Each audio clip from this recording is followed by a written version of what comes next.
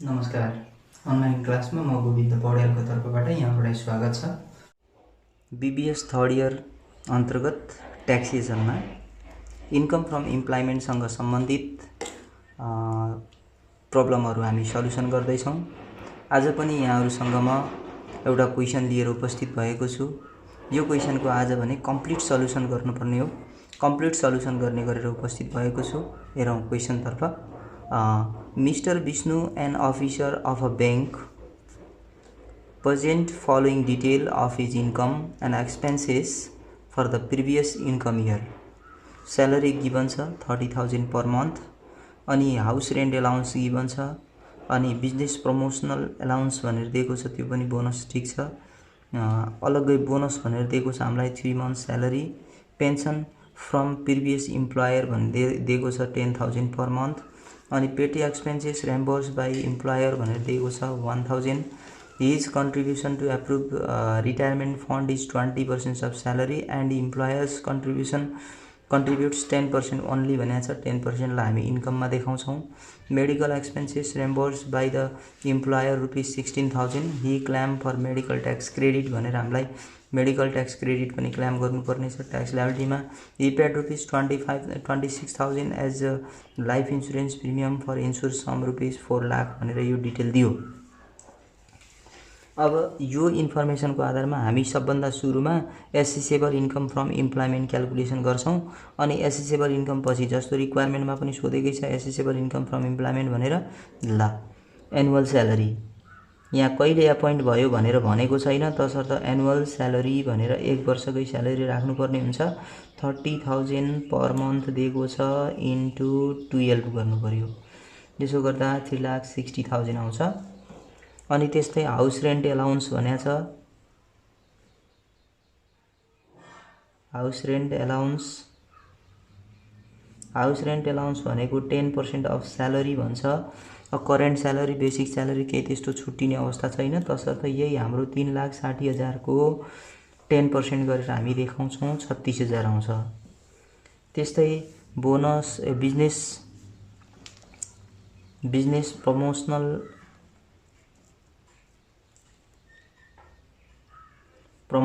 Allowance भनेर हामीलाई 1,40,000 दिएको छ। यो पनि ट्याक्सेबल इन्कम अन्तर्गत आउँछ, तसर्थ इम्प्लॉयमेन्ट इन्कममा देखाइन्छ। त्यस्तै बोनस भनेर हामीलाई अलग्गै दिएको छ। 3 months स्यालेरी भन्छ। 3 इन्टु मन्थली स्यालेरी भनेको 30,000 छ। 30,000 इन्टु 3 गरेर 90,000 हामी यहाँ इन्क्लुड गर्छौँ। त्यस्तै पेन्सन फ्रम प्रिभियस इम्प्लोयर भनेर दिएको छ। यो अब रेसिडेन्ट हो या फरेन हो केही पनि दिएको छैन, तोकेको छैन। यसको अर्थ हामी रेसिडेन्ट नै सम्झिनुपर्छ। त्यही भएर पेन्सन पनि तपाईँको इम्प्लॉयमेन्ट इन्कम हो, तसर्थ यहाँ समावेश गरिन्छ पेन्सन फ्रम प्रिभियस इम्प्लोयर ठिक छ, इम्प्लोयर अर अफिस जे भन्दा नि हुन्छ। यो तपाईँको 10,000 दिएको छ पर मन्थ। अब पर मन्थ दिएको छ भने पेन्सन तपाईँको कहिले रिटायर भयो भन्ने दिएको छैन, तसर्थ 13 महिनाको पाउँछ, 1 महिना एक्स्ट्रा पनि पाउँछ। त्यही भएर 13 ले मल्टिप्लाई गरेर देखाउनु पर्यो 1,30,000। देन पेटी एक्सपेन्सेस रेम्बर्स बाई इम्प्लोयर भनेर दिएको छ 1,000। Petty expenses up to rupees 500 at a time is exempted from tax भन्छ। तर यहाँ के छ भने petty expenses reimburse by employer but which is higher than 500, so it should be included in our solution. Petty expenses reimbursed by office or employer 1,000. Then his contribution to approved retirement fund, his contribution should not include here, but employer contributes 10% only. Contribution to provident fund by employer, it should be included here. 10% of annual salary, that is 3,60,000, 36,000। योभन्दा पछि हामीसँग medical expenses reimburse by the employer ₹16,000, 16,000 medical expenses दिएको छ। इम्प्लोयरले contribution गरेको हुनाले यसलाई पनि हामी यहाँ समावेश गर्नुपर्ने हुन्छ। Medical expenses paid by employer 16,000। He claim for medical tax credit. Medical tax credit should be claimed while calculating the tax payable. Then he paid ₹26,000 at life insurance premium. He paid भनेको छ, यो चाहिँ इम्प्लोयरले contribution गरेको होइन। इम्प्लोयरले contribution गरेको भए हामी यहाँ समावेश गर्थ्यौँ। र सँगसँगै यहाँनिर के बुझ्नु पर्यो भने दसैँ एलाउन्स भनेर अलग्गै दिएको छैन, त्यसलाई पनि हामी यहाँ समावेश गर्नुपर्छ। दसैँ एलाउन्स खर्च जे लेख्दा पनि हुन्छ। 1 month स्यालेरी हुने हुनाले स्यालेरी 30,000 छ, 30,000 लाई 1 ले मल्टिप्लाई गरेर यो 30,000 नै हुने भयो, यसलाई यहाँ समावेश गर्छौँ। माथिबाट हामीले लेख्न छुटेका कुनै पनि आइटम छन् भने त्यसलाई विचार गर्नुपर्छ। त्यस्तो आइटमहरू केही पनि छैन। ल अब यहाँनिर यो सबैलाई हामी टोटल गर्यौं भने यहाँ एसेसेबल इन्कम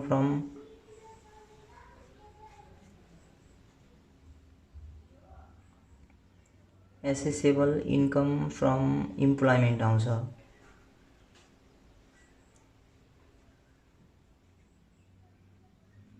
यसलाई टोटल गर्नु होला। यो टोटल गर्दा तपाईको 8,39,000 आउँछ। यसरी हामी accessible income from employment calculation गर्छौं। अनि हामीलाई दोस्रो रिक्वायरमेन्टमा सोधेको छ taxable income. Accessible income calculation गरिसकेपछि हामी ट्याक्स लायबिलिटी निकाल्नु भन्दा पहिले ट्याक्सेबल इन्कम क्याल्कुलेसन गर्नुपर्ने हुन्छ। अब यहाँ अलिकति लेन्दी लाइन भयो, तर कन्टिन्यू म यहाँ सल्युसन कन्टिन्यू गर्छु। Calculation of taxable income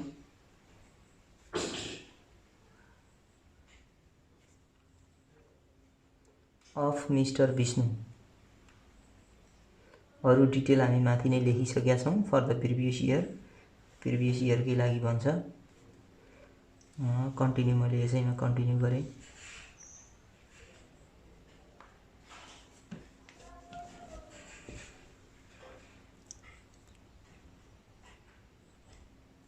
particulars rupees. अब हामी ट्याक्सेबल इन्कम क्याल्कुलेसन गर्ने बेलामा यो भर्खर निकालेको जुन रिजल्ट थियो एसेसेबल इन्कम फ्रम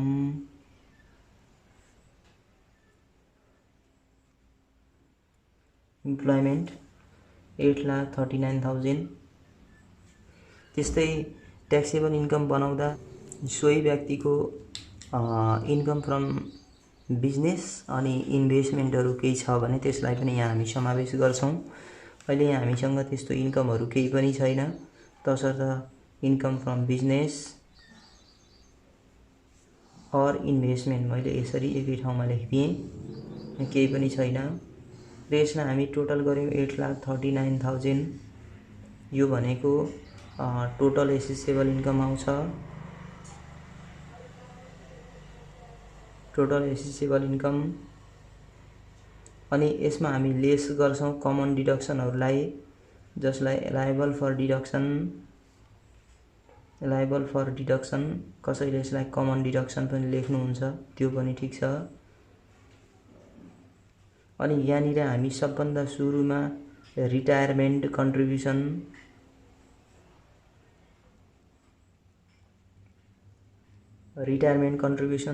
लेख्नुपर्ने हुन्छ। रिटायरमेन्ट कन्ट्रिब्युसन भनेको डाइरेक्ट हामी डिडक्सन गर्न पाइँदैन, यसलाई लिमिटको आधारमा डिडक्सन गर्नुपर्ने हुनाले के गर्छौं भने म्याक्सिमम लिमिटसँग कम्पेयर गर्नुपर्ने हुन्छ। रिटायरमेन्ट कन्ट्रिब्युसनको म्याक्सिमम लिमिट भनेको 3 लाख हो। अनि और 1/3 अफ एसेसेबल इन्कम भनेको यो टोटल एसेसेबल इन्कमकै गरिन्छ। अनि अर तपाईको एक्चुअल फिगरलाई देखाउनु पर्यो। अब एक्चुअल भनेको कति हुने त भन्दा एकपल्ट क्वेशनमा विचार गर्नु पर्यो। His contribution is approved retirement fund to approved retirement fund is 20% भनेको छ। यो 20% त्यो इम्प्लोइको कन्ट्रिब्युसन हो भने 10% इम्प्लोयरको कन्ट्रिब्युसन हो, दुईटैलाई एड गर्दा 30% हुन्छ। हामी यो 30% क्याल्कुलेसन गर्छौं एनुअल स्यालेरीको, जुन एनुअल स्यालेरी अघि हामी इम्प्लोइमेन्ट इन्कम क्याल्कुलेसन गर्दा निकालेका थियौं 3,60,000 थियो। यसको हामी 30% गर्छौं र यदि क्वेशनमा सीआईटी छ भने त्यो सीआईटीलाई पनि यहाँ समावेश गर्नुपर्ने हुन्छ। त्यो सीआईटीको एमाउन्टलाई पनि यो 30% गरेर एड गर्नुपर्छ, एड गरेर देखाउनुपर्छ र यसको क्याल्कुलेसन गरेर यहाँ समावेश गर्नुस्। यो क्याल्कुलेसन गरेर तपाईको 2,79,667 आउँदो रहेछ। त्यस्तै हामी 30% गरौँ, 3,60,000 इन्टु 30%, यसो गर्दा 1,08,000 आउँछ। अनि यो हामी तीनवटा मध्ये कम्पेयर गर्छौं विच एभर इज लोअर। यसमध्ये सबैभन्दा सानो भनेको यो 1,08,000 हुन्छ। यो 1,08,000 हामी यहाँ देखाउँछौं। यहाँनिर हामी अझै टेबललाई कन्टिन्यू गर्नु पर्यो। टेबललाई ल अनि यो अघिको हाम्रो टोटल एसेबल इन्कमबाट रिटायरमेन्ट कन्ट्रिब्युसन जुन एप्रुभ रिटायरमेन्ट कन्ट्रिब्युसन थियो यसलाई लेस गर्नुपर्छ। यसरी लेस गर्दा 39,000 ल 7,31,000। 7,31,000 अघि हामी टोटल एसेबल इन्कमबाट रिटायरमेन्ट कन्ट्रिब्युसनको एमाउन्ट घटायौं किनकि यो क्वेशनमा अहिले डोनेसन दिएको छैन। तसर्थ त्यो टोटल एसेबल इन्कमबाट रिटायरमेन्ट कन्ट्रिब्युसनको एमाउन्ट डिडक्सन गर्दा हाम्रो 7,31,000 आयो। यसलाई हामी टोटल ट्याक्सेबल इन्कम भन्छौं। टोटल ट्याक्सेबल इन्कम आयो। यो टोटल ट्याक्सेबल इन्कममा लेस गर्नुपर्ने हामी अदर एक्जाम्पसन्सहरुलाई अदर एक्जाम्पसन्स। अब अदर एक्जाम्पसनहरु अन्तर्गत यो क्वेशनमा अहिले एउटा पेन्सन छ र एउटा कता लाइफ इन्स्योरेन्स प्रिमियम भयो जस्तो लाग्दै थियो, हैन कि? छ, लाइफ इन्स्योरेन्स प्रिमियम पनि छ र पेन्सन पनि छ। दुईटा एक्जाम्पसनलाई हामी यहाँबाट लेस गर्नुपर्ने हुन्छ र पहिले हामी जाउँ life insurance premium. Life insurance premium LIP. यो एलआईपी क्याल्कुलेसन गर्नको लागि हामीसँग म्याक्सिमम लिमिट छ।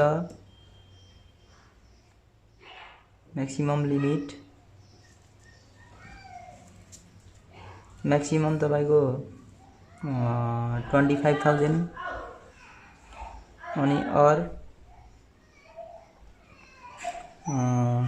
एक्चुअल 26,000। दुईटा कम्पेयर गरेर विच एभर इज लोअर, हामी दुईटा मध्ये जुन सानो छ त्यसलाई यहाँ डिडक्सन यहाँ देखाउँछौं। अनि यसैगरी हामी यो एलआईपी पछि हामी पेन्सन एक्जाम्पसन पेन्सन पनि दिएको छ र पेन्सन एक्जाम्पसनमा लगाउँ। यहाँनिर पेन्सन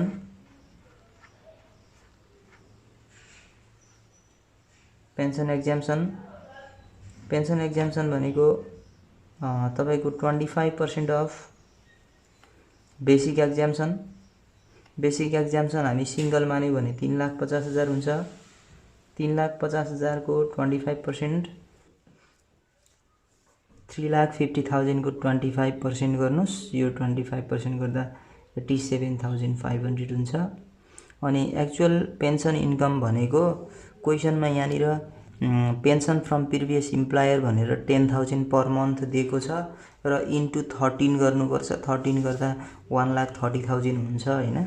यो दुईटा कम्पेयर गरेर which ever is lower, WEL लेखेको विच एभर इज लोअर हो। यो दुईटा मध्ये सानो भनेको 87,500 छ। यसलाई हामी बाहिर राख्छौं। अब लाइफ इन्स्योरेन्स प्रिमियमको एक्जाम्पसन पनि क्लेम गर्यौं हामी अनि पेन्सनको एक्जाम्पसन पनि क्लेम गर्यौं। अब यहाँ क्वेसनमा हामीलाई अरू एक्जाम्सनहरू केही पनि छैन हैन, तसर्थ यसलाई हामी माथिबाट लेस गर्छौँ र यसरी लेस गरेर आएको रिजल्ट हाम्रो ट्याक्सेबल इन्कम हुन्छ।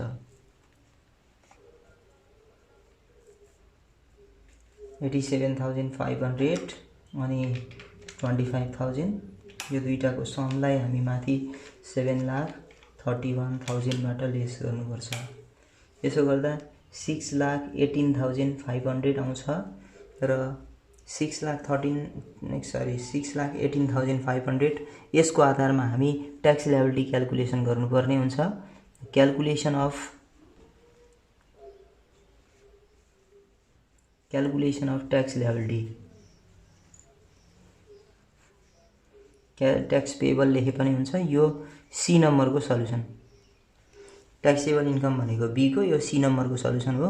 अब ट्याक्स लायबिलिटी क्याल्कुलेसन गर्दा माथि mister Vishnu N officer of a bank भनेको छ, इन्डिभिजुअल मान्छौँ हामी, सिंगल मान्छौँ। अनि त्यसपछि अप टु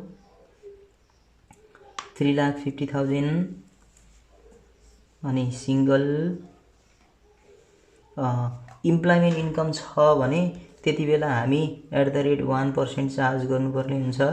यसो गर्दा 3,500 आउँछ हैन। अनि नेक्स्ट 1 लाख अनि यसको लागि @10% 1% हो र 10% गर्दा 10,000 हुन्छ। नेक्स्ट पुग्दैन, ब्यालेन्स हुन्छ।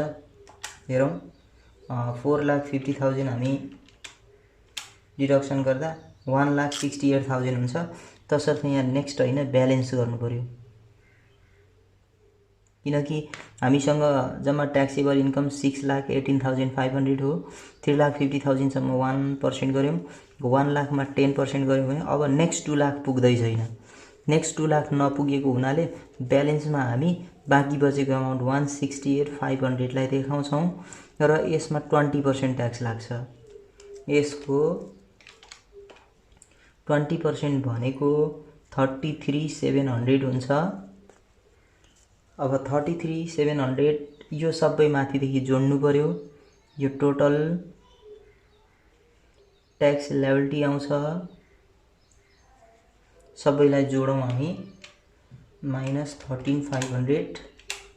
यसो गर्दा 47,200 आउँछ। अब ट्याक्स लायबिलिटी आइसकेपछि ट्याक्स लायबिलिटीबाट अब हामी क्लेम गर्न पाउने कुराहरू खोजौं। जस्तो यो क्वेशन ओमेनको होइन, ओमेनको भए ओमेन रिबेट मिल्थ्यो। अब यहाँ हामीसँग एक्जाम्सन भनेको, एक्जाम्सन र रिबेट भनेको ट्याक्स लायबिलिटीबाट घटाउने एउटा ओमेन रिबेट हो, अनि फरेन ट्याक्स क्रेडिट र मेडिकल ट्याक्स क्रेडिट हो। र अहिलेको क्वेशनमा यहाँनिर medical expenses reimburse by the employer भनेको छ, अनि त्यो चाहिँ उल्ले क्लेम पनि गर्दैछ भनेपछि यसमा हामी लेस गर्न पाउँछौं। एक्चुअली मेडिकल एक्सपेन्सेस इन्कर्ड भएको छ भने त्यति बेला इम्प्लोइले क्लेम गर्न पाउने सुविधा छ। तसर्थ लेस मेडिकल ट्याक्स क्रेडिट भनेर यसको लागि लिमिट छ। मेडिकल ट्याक्स क्रेडिटको लिमिट भनेको म्याक्सिमम 750 हो, अनि और 15% of approve medical expenses. Approve medical expenses भनेको यहाँ 16,000 दिएको छ। 16,000 को 15% गर्नु पर्यो। 16,000 को 15% गर्नु पर्यो। यसो गर्दा 2,400 आउँदो रहेछ। 2,400 र 750 कम्पेयर गर्छौं। Whichever is lower liable for deduction while calculating tax liability भन्छ। त्यही भएर हामी यहाँबाट 750 चाहिँ लेस गर्छौं, तर बाँकी बचेको फिगरलाई हामी ट्याक्स पेएबल भनेर देखाउनु पर्ने हुन्छ। 47,200 माइनस 750 गर्नु पर्यो र 46,450 आउँछ। यसरी हामी ट्याक्स लायबिलिटी निकाल्यौं, ट्याक्स पेएबल निकाल्यौं। यहाँहरुलाई आज म एउटा इक्जाम्पल इन्कम फ्रम इम्प्लोइमेन्ट सँग रिलेटेड फुल क्वेसन कम्प्लिट क्वेसन गरेँ, जसमा इन्कम फ्रम इम्प्लोइमेन्ट पनि थियो, ट्याक्सेबल इन्कम पनि थियो र ट्याक्स लायबिलिटी पनि क्यालकुलेसन गर्नुपर्ने थियो। अब खास गरी इन्कम फ्रम इम्प्लोइमेन्टमा यस्तै किसिमका क्वेसनहरू आउँछन्। अझ पनि अप्ठ्यारा किसिमका क्वेसनहरू र अझ पनि फरक ढङ्गका क्वेसनहरू लिएर यहाँहरूसँग उपस्थित हुने नै छु। तबसम्मका लागि यहाँहरूबाट बिदा हुन्छु। हस्त नमस्ते।